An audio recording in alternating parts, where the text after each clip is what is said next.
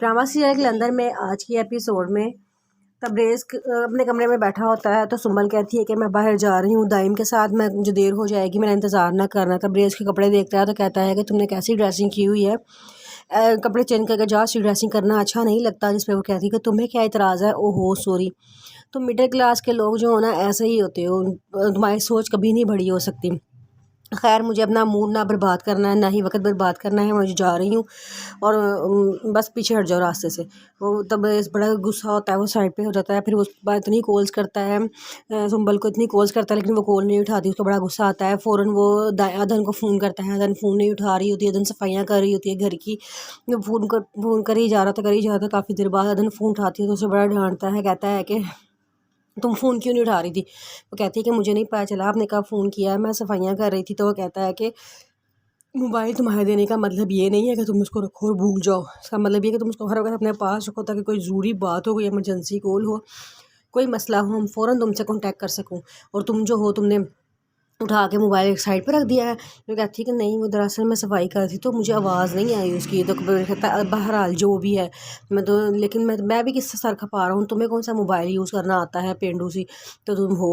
वो अदन चुप हो जाती है। फिर वो कहता है कि बोलो कुछ, बोल क्यों नहीं रही कुछ। अदन कहती है कि आपकी इन सब बातों का मैं क्या जवाब दूँ। वो कहता है अच्छा चलो छोड़ो, मुझे ये बताओ कि जो है वो तुमने घर वालों की शिकायतें कब ख़त्म होंगी तुम्हारे खिलाफ, हर वक्त तुम्हारी शिकायतें ही लेती रहती हैं, तुम अपने आप को कब सुधारोगी। वो कहती है मैं बड़ी कोशिश करती हूँ कि मेरे से कोई शिकायत ना हो, लेकिन फिर भी कोई ना कोई ऐसी बात हो जाती है जिससे इनको मेरे से शिकायत हो जाती है, लेकिन आप परेशान ना हो, मैं आपको भी शिकायत का मौका नहीं दूँगी। कहता है ऐसा ही होना चाहिए, चलो अब जाओ काम करो अपना। तो क्या गुस्से में फ़ोन बंद करता है। दरअसल उसको गुस्सा सुंबल पर होता है लेकिन वो अदन पर निकाल देता है और वो बेचारी खामोश चुपचाप सब कुछ सुन लेती है। फिर वो बैठ जाती है, बड़ी दुखी होती है, समझ नहीं आता कि वो क्या करे। उसे तबरेज़ की की हुई बेइज्जती वाले अल्फाज सारे याद आ रहे होते हैं। फिर वो तब वहाँ से उर्फ़ी अंदर आता है तो कहती है कि उर्फ़ी भाई मुझे आपसे काम है। उर्फ़ी कहता है क्या। तो वो कहता है कि कहती है कि दरअसल मैं पढ़ना चाहती हूँ, आप मुझे किताबें ला दें। तो उर्फ़ी कहता है हाँ ये तो बड़ी अच्छी बात है, इस तरह तो में आने को और रिश्ता कायम हो जाएगा। अदन कहती है जी क्या मतलब। वो कहता है कि हाँ मतलब ये कि जो है ना, मैं उस्ताद और टीचर का मैं तुम्हारा टीचर बन जाऊँगा, तुम मेरी उस्ताद वो स्टूडेंट बन जाओगी।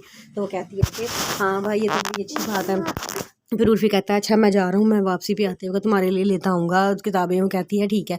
जब वो बाहर चला जाता है तो उसके लिए अदन के लिए किताबें लेकर आता है तो वहीं से जूही आ जाती है और आगे बड़ी बदतमीज़ी करना शुरू कर देती है। कहती है कि भाई ये क्या लेके आए हो, हमारे लिए तो कभी कुछ नहीं लेकर आए। तो कहता है छोड़ दो, ये अदन का है, अदन का है। वो कहता है कहती है कि मैं खोल कर तो देखूँ क्या अदन के लिए ले आए हैं ऐसा। तो वो गुस्से में उसे शॉपर छीन लेती है, देखती है इसमें किताबें पड़ी होती हैं। कहती है अच्छा किताबें, अदन को किताबों की क्या ज़रूरत पड़ गई, अच्छा तो ये पढ़ना चाह रही है।